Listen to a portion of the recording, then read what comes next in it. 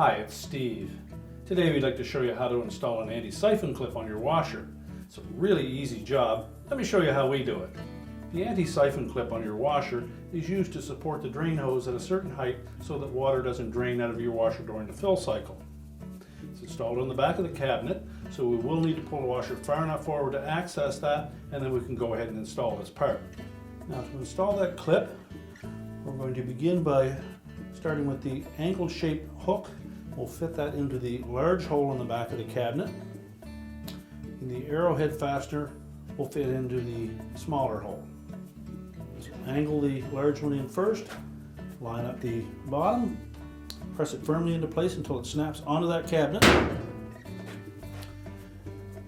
And then we need to route that drain hose either from right to left or left to right, whichever application suits your installation needs.